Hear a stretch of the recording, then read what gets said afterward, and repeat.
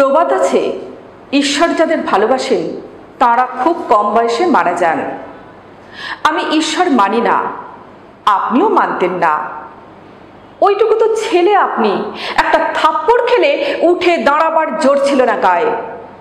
সেদিনও কাঁধ সরু কবজি। সন্ধ্যেবেলায় কাঁপতে কাঁপতে বেঁচে থাকা যাদবপুরের বেডে যখন আপনি শুয়ে, তখন সারা ইউরোপ কমিউনিজমের ভূত দেখছে।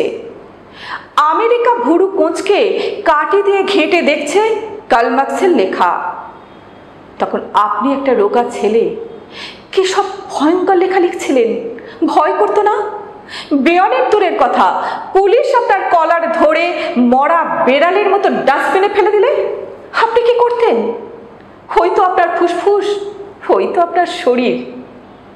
গোটা শরীরের মধ্যে জলজল করতো চোখ, কি অপূর্ব দুটো চোখ।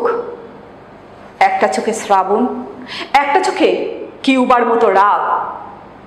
আমি দেখতে পাই দুটো সেদেনো হাত আপনি এগিয়ে দিচ্ছেন।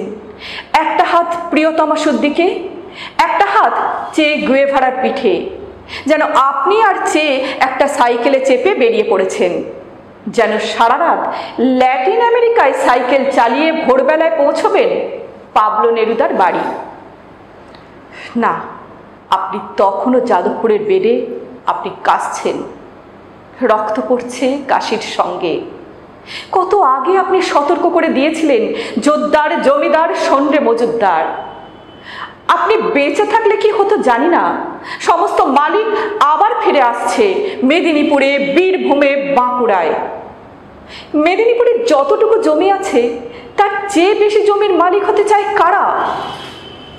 পৃথিবীতে যতটুকু জমি আছে তার চেয়ে বেশি জমি তো আর মানুষ পেতে পারে না। আপনি বেঁচে থাকলে কি লিখতেন জানি না, কিন্তু যা লিখে গেছেন, যে ভাবে লিখেছেন, বেপরোয়া সে লেখার পায়ের কাছে বসার যোগ্যতাও আমার নেই। একটা বিপজ্জনক লাইন লিখে ভয় মরি, বারবার কেটে শিল্প দিয়ে ধুয়ে জামা জুতো পরিয়ে তবে ছাপতে দিই।